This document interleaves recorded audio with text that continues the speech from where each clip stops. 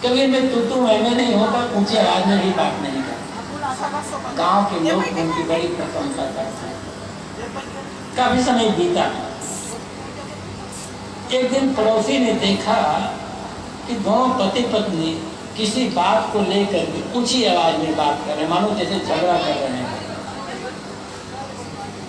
पड़ोसी को आश्चर्य हुआ कि इतने सालों से मैं इनके पड़ोस में रह रहा हूं, आज तक इनकी आवाज घर से बाहर गई ही नहीं। और आप लोगों से भी निवेदन है,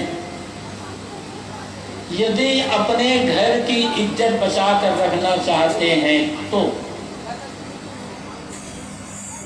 इतनी ऊंची आवाज में बात न करें कि आपकी आवाज पड़ोसी के घर तक सुनाई पड़े। केवल आपकी आवाज पड़ोसी के घर तक नहीं जाती, उस आवाज के साथ आपके घर की इज्जत भी जाती है। धीमी आवाज में बात करें, उतनी आवाज में बात करें जितनी आवाज में सामने वाला व्यक्ति सुन सकता है और समझ सकता है। तो दोनों आपस में झगड़ रहे थे। पड़ोसी का आश्चर्य हुआ, क्यों झगड़ रहे हैं? इंतजार करता रहा, झगड़ा खत्म होगा। काफी देर हो गए झगड़ते झगड़ते, तो पड़ोसी से रहा ही नहीं गया। उनके घर में गया और कहा कि माफ करना, आप पति पत्नी के बीच की लड़ाई में मुझे आने की आवश्यकता नहीं थी, लेकिन आप तो काफी देर से झगड़ रहे हैं, तो सोचा कि यदि मुझसे हो सका तो मैं समझौता करवा दूं। क्यों झगड़ रहे हैं दोनों? पड़ोसी की बात सुनकर घर की देवी ने कहा, भाई साहब बड़ी साधारण सी बात है, आज तक मैंने इनको कभी कुछ नहीं मांगा, जो दिया उसी में मैं खुश रहती थी। आज इनसे मैं एक बात कह रही हूँ, लेकिन ये मानते नहीं हैं। मैं ये कह रही हूँ कि हम अपने बेटे को पढ़ा लिखा करके डॉक्टर बनाएंगे। मेरी तबीयत अक्सर खराब रहती है, डॉक्टरों के पास जाना पड़ता है, पैसा बहुत लग जाता है। बेटा डॉक्टर बन जाएगा तो पैसा घर में रहेगा और जब चाहे तब इलाज हो जाएगी।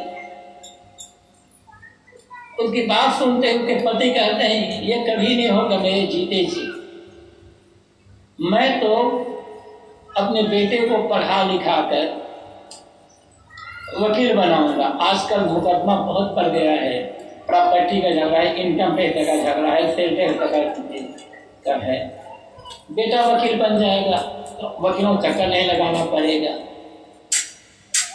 पत्नी कह रही है कि बेटे को पढ़ा लिखा करके डॉक्टर बनाना है, पति कह रहा है कि बेटे पढ़ा लिखा करके वकील बनाना है, और झगड़ा इसी बात के लिए।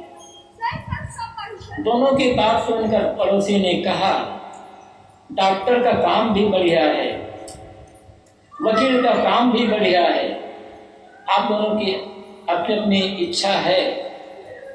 मैं समझता हूं बेटे से पूछ लिया जाए कि बेटा क्या बनना चाहता है। दोनों चुप। पड़ोसी ने कहा, बात क्या है, आप लोग चुप क्यों हो गए? बेटे बुला ले, पूछ ले जाए। उनका अभी बेटा पैदा कहाँ हुआ है?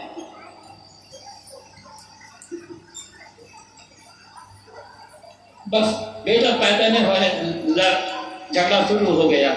ऐसे ही वो कहते हमारा भगवान बड़ा, कहते हमारा भगवान, और भगवान को देख के मुलाकात किसी की नहीं हुई है। सुने सुनाए बात है। आप अपने भगवान को माने, वो अपने भगवान अल्लाह को माने, हर्ज क्या है इसमें? तो धर्म के नाम पर लड़ना केवल नादानी और अज्ञान है। हिंदू लोग कहा करते हैं, कण कण में भगवान है। अच्छी बात है, विश्वास है उनका।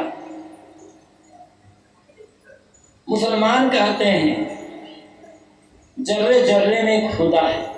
कण कण और जर्रे जर्रे दोनों का अर्थ बिल्कुल एक है। वो कहते हैं कण कण में भगवान है, वो कहते हैं जगह जगह में खुदा है। हिंदू कहते हैं सर्वम खलविदम ब्रह्म, मतलब सब कुछ ब्रह्म में। मुसलमान कहते हैं कुल्लहु अल्लाह, बस अर्थ एक ही है दोनों। प्रश्न हमारा यह है, कण कण में भगवान है, तो जिसे झगड़ा कर रहे हो उसमें भगवान है या नहीं, ये पहले सोचो।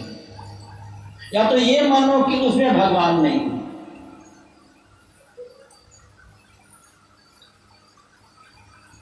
मुसलमान कहते हैं जर्रे जर्रे में खुदा है, और जर्रे जर्रे में खुदा है तो झगड़ा किससे कर रहे हो?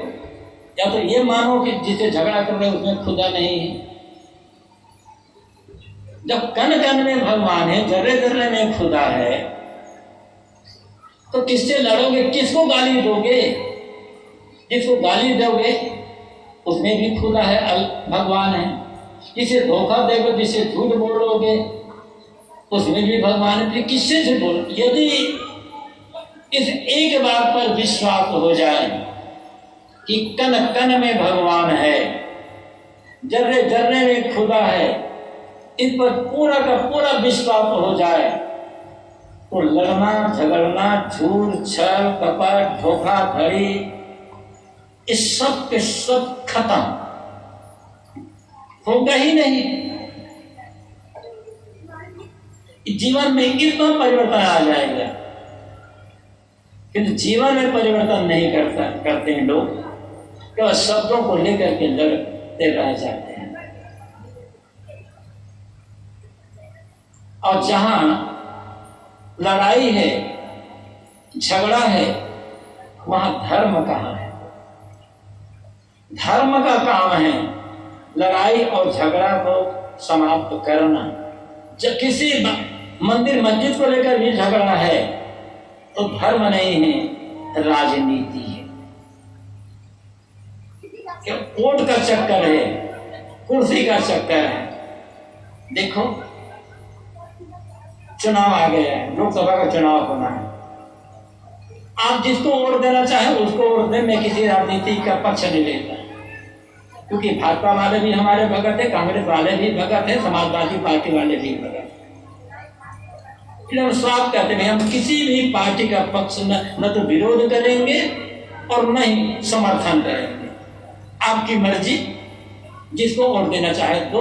हमारा और आपका जो संबंध है सिर्फ धर्म अध्यात्म का संबंध है, आप वोट दें। किंतु मेरा एक निवेदन है आपसे, कभी भी अपने वोट को बेचना नहीं है। किसी ने पैसा दे दिया, इतना पैसा लो हमें वोट दो, किसी ने शराब बांट दिया, किसी जो शराब बांट कर, मुर्गी अंडा बांट कर, मुर्गा बांट कर, कपड़ा बांट कर, पैसा बांट कर राजनीति में आएगा, जीतेगा तो क्या करेगा? सत्यपाली करेगा, वसूली करेगा। आपकी सेवा के लिए नहीं, क्योंकि आप अपने वोट को बेच चुके हो, इसलिए उस आदमी से कुछ कह नहीं सकते। बेचिए मत। एक बार एक चुनाव हो रहा था, कई लोग खड़े थे, तो जो एक कैंडिडेट जो खड़ा हुआ था प्रचार में गांव में गया। गांव के बाहर किनारे पर एक बूढ़ा बाबा बैठा था।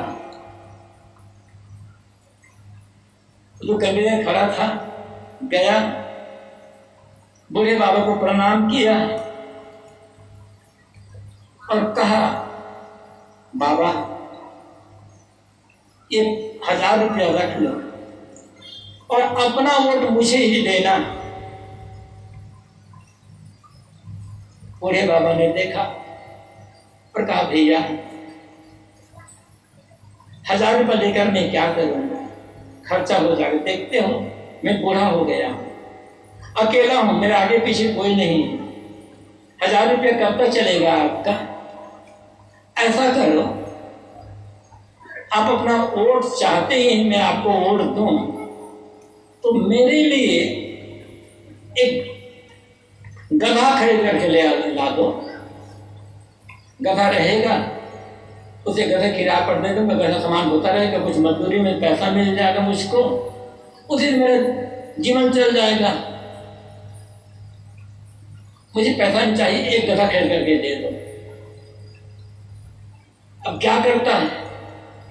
गर्ज है, गया बाजार जहां गधे बिकते थे, देखा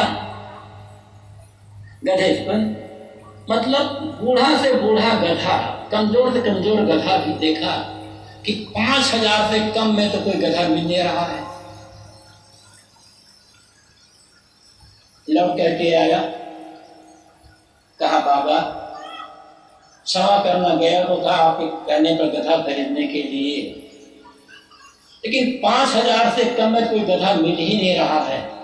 आप 1000 रुपये रख लो, मुझे वोट देना। कहा भैया जब 5000 रुपये में गधा नहीं आता, मैं तो आदमी में होता, कहा घर पे खरीद लोगे मुझे? 5 रुपये में गधा, 1000 रुपये में गधा भी नहीं मिलता और 5 रुपये में आप बिक जाते हो। कितनी कीमत आपने घटा दी अपनी? एक शराब की बोतल में बिक गए, एक साड़ी में बिक गए, इतने में ये कहेंगे वो बिक गए। आप क्या गधे से भी गए पीते हो जो अपना वोट बेच रहे हो? आप जिसको वोट देना चाहे वोट दें, लेकिन लालच में अभी पढ़ कर वोट देते हैं, मतलब आप देश को बेचने की तैयारी कर रहे हैं। वोट बेचना मतलब देश बेचना है। अब आप सोचते देश बेच देंगे, भले हम गुलामी का जीवन जिए, यदि फिर से गुलामी चाहते हैं तो अपना वोट आप बेचते रहो। थोड़ा जागो, यदि देश को बचाना है तब, अन्यथा ये चाहे जिस पार्टी के नेता हो, ये तो देश बेचना पड़ेगा ना, इन्हें संकोच नहीं होगा, उनका घर भरना चाहिए। न तो धर्म के नाम पर वोट दो, न जाति के नाम पर वोट दो, हिंदू धर्म के नाम पर वोट दो, और न पैसे के नाम पर वोट दो। अगर वोट देना है तो देश के नाम पर वोट देना है। और कोई कहता हम आपको ये करेंगे वो करेंगे, किसी पार्टी वाले के हैं, आप उनसे ये कहिए यदि आप चाहते हैं हमारे गांव वालों को वोट, तो आप स्कूल और कॉलेज बनाने के नाम पर वोट दो, इस कॉलेज और हॉस्पिटल बनाने के नाम पर वोट दो। आखिर आपके बच्चे पढ़े, आपके बच्चों का सही ढंग से इलाज हो। कहां तक आप बिकते चले जाओगे? आपको लूटने के लिए सब तरह, एक तरफ धर्म के गुरु हैं आपको लूटने के लिए, पंडित पुरोहित मुल्ला मौलवी पता नहीं कौन कौन, एक तरफ राजनेता है आपको लूटने के लिए।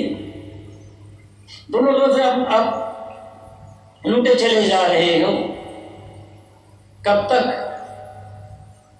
आपको जागना पड़ेगा, जनता को जागना पड़ेगा। अगर आप जागोगे ना तभी देश बचेगा।